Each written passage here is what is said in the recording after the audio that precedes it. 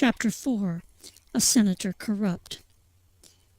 Senator Hiram Adolph Funstus, demi-can for the province of Clissa, rapidly descended the Capitol steps towards the waiting black limousine with gold-walled tires.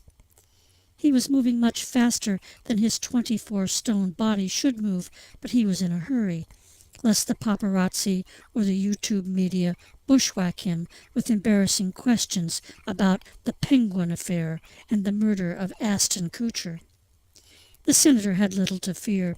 He had been selected by the great leader and the glorious leader of Clissa for the Senate for over 13 terms, and what he had on the great leader and the glorious leader ensured his continued service in the Senate until his death in office.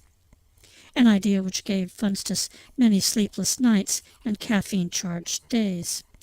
Anyway, he had senatorial immunity from the Penguin affair, and the Kutcher murder, well, that was yesterday's news. Dead fish, already smelling bad and inviting no further nosing about by the press.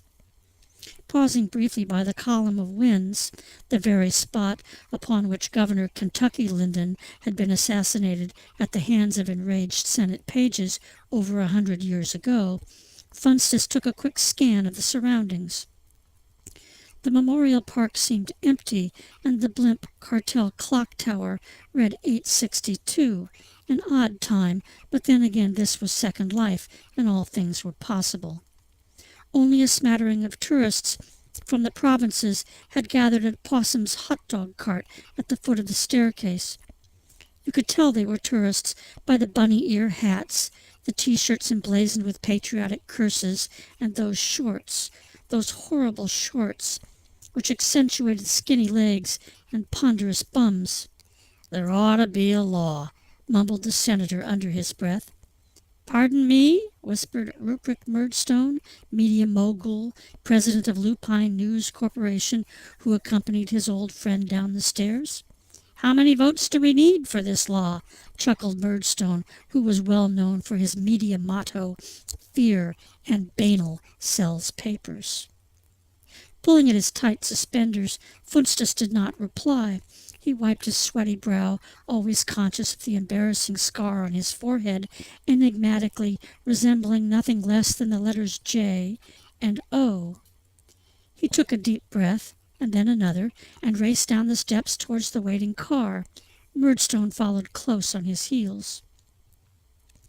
As Funstus raced for the limousine, the door swung open to reveal the tanned, sexy thigh and calf of his lovely confidante, Cindy Blazer, society editor for Murdstone's Songono Times. Cindy was dressed in a deep red silk cheongsam with tiny embroidered black dragonflies and a high collar. The cheongsam had a slit up to her neck. As Cindy moved to make room for Funstus' ponderous girth, the senator paused at the car door, breathing heavily and coughing. A shot rang out. The sharp retort echoed through the plaza. Funstus dived for the safety of the limousine. The door of the armored limousine closed with an authoritative thud. The driver stabbed her foot on the gas, and the 80 Squirrel V8 engine whined as kibble flooded into the feeding funnels, supplemented by a slurry of tomatoes, beets, spinach, celery, lettuce, parsley, and watercress juices. The car shot forward at alarming speed, its tires squealing, leaving the bleeding Murdstone thrashing on the capybara marble curbstones of the Capitol building. Tourists gathered about the wounded media mogul and began taking pictures. Eventually, the hot possum dog cart vendor called the police, hoping for a tip or perhaps a government job. "That was too close, wheezed Funstus as he held tight to the beautiful journalist. "Are you okay, Senator?" asked Blazer, reaching for her notebook, her me phone, her mini cam, and a package of Kleenex. "There's blood and gore all over your camel hair sports coat," she said as she licked a tissue and began the hopeless chore of returning the senator to his sartorial splendor.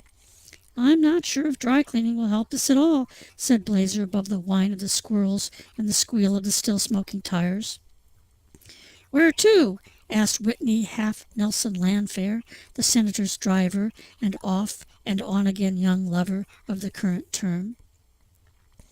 Funstus' brain raced, then doubled back and started racing again.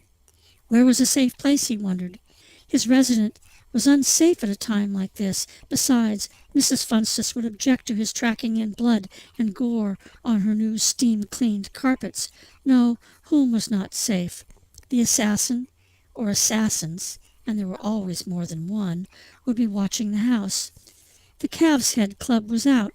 It was Tuesday, and he hated kidney pie.